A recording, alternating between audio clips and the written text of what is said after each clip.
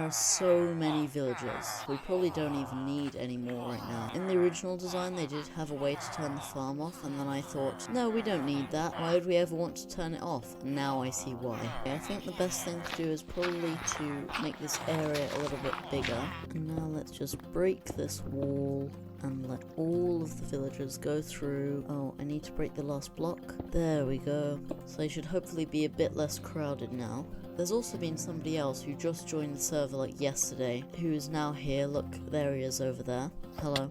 Oh my god, you scared me. Hello, YouTube. So, in order to deal with this massive amount of villagers, I put them on mute by the way, so the sounds aren't really annoying. Probably the best way to do it is with a minecart, because a minecart can only pick up one villager, and then we can transport them. And I'm thinking instead of putting them straight into the trading hall, we have some kind of building here where we keep them, and then we just reset their trades until we have a good trade that we like, and then after that we can put them in the correct place in the trading hall as we've labelled here. So for that we're going to need some iron. What we're going to do is, if we get some leaves, then we can place rails here and a leaf here. Then this will mean that we put a minecart here and go inside, that this doesn't actually damage us. And then we can push a villager in, and the villagers can't get out because of this leaf here, but when they go through it in the minecart, it won't actually hurt them.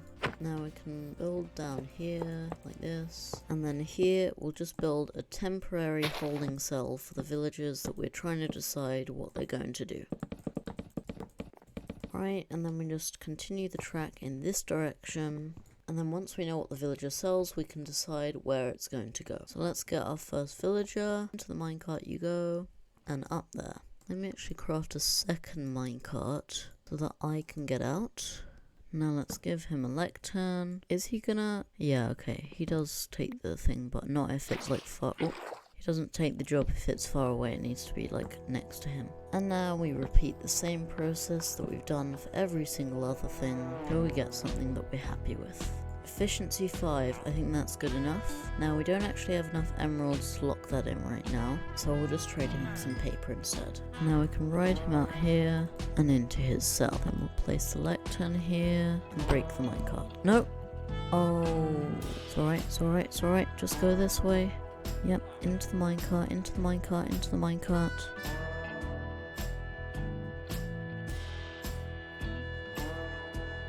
That's right, that's right. Come on. Yes. So if we place this lectern here and then place like another block on top of it, villagers shouldn't be able to be ejected here. Really tricky to see the hitbox of the minecart.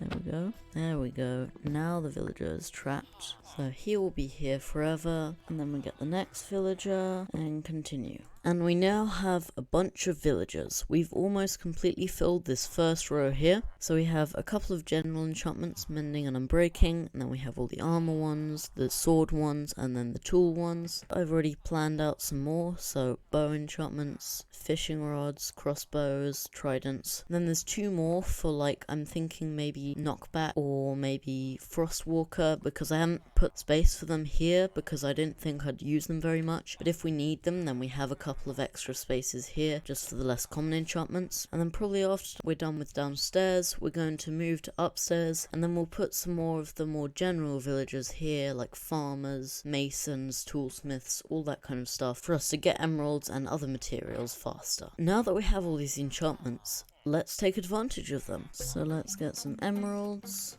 We can start getting ourselves some enchantments for our sword. Hang on a second. Just came back here and noticed this mason. I guess he found the stone cutter because a few of the villagers have been getting free from the villager breeder. And the mason trades clay for emeralds. This is useful because whilst our iron farm is a good way of getting emeralds, it shouldn't be our only source because it's a bit too slow. And that is something else I want to work on today. I want to make a couple of small automatic farms that will help us get emeralds just that little bit faster. The particular ones I'm thinking of are a sugarcane farm, a bamboo farm, and a melon and pumpkin farm. However, just before we do that, let's buy a mending book.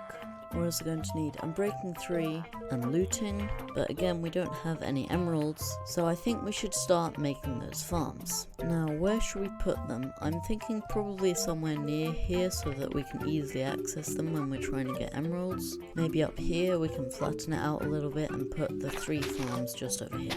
Now for the materials, most of it is just pistons, observers and redstone, but for the observers we're going to need some quartz, so let's go to the nether. And here we can find some quartz to mine. Let's probably get about a stack. We probably don't need quite that much. Actually, never mind, we do need more than that because we need 2 quartz per observer. So we'll try to get maybe 1.5 to 2 stacks. And I'll see you again when I have that. Well, that was quicker than I thought. I just went down into one of my old ancient debris tunnels and there was tons of quartz uncovered. We are now ready to go underground and look for redstone.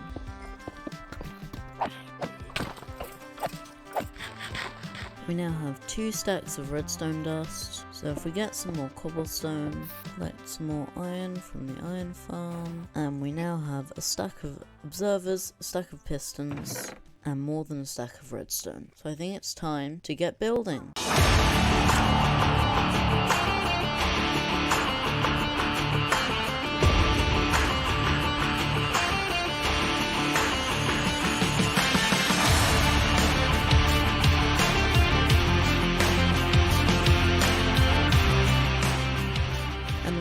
Have a pumpkin farm and a sugarcane farm. I'll make the bamboo farm sometime soon. If I just go into FreeCam quickly, you can see this is a very simple farm, very easy to make. You just basically have pumpkin stems with observers looking at them. When they grow a pumpkin, they kind of bend over and that counts. The observer sees that, and then up here you see it has the redstone, which quasi-connectivity powers the piston, and then the piston will push in one of the 4 locations, so it will for sure hit the pumpkin wherever it grows. And then down here we just have a simple hopper minecart going round and round. There, it just broke one here, and then the hopper minecart will come around and pick it up. It goes into a hopper, and then there's a chest collection system here. And just since I've been doing that, it's already produced, wow, that's a lot of pumpkins. Also, just if you're making this at home, you need to make sure to have a torch here. Well, I put these blocks here so that the pumpkins don't spray out, but you need to have torches, otherwise the pumpkins do not grow. And then here we have a sugarcane farm, pretty simple design again. You have observers, you just saw it there, detecting when the sugarcane grows up to here. They power this block, which powers the note block, which then powers the piston, breaking the sugarcane. Just have some water here to make the sugarcane be able to grow. And here we already have almost 2 stacks of sugarcane, and these will just keep on running when we're nearby in the area. I would call that a success. And as you can see now, the farms are already paying off. We have just over 3 stacks of sugarcane and 5.5 stacks of pumpkins. Now the sugarcane we can just craft into paper and trade with the librarians, but for the pumpkins we're going to need a farmer.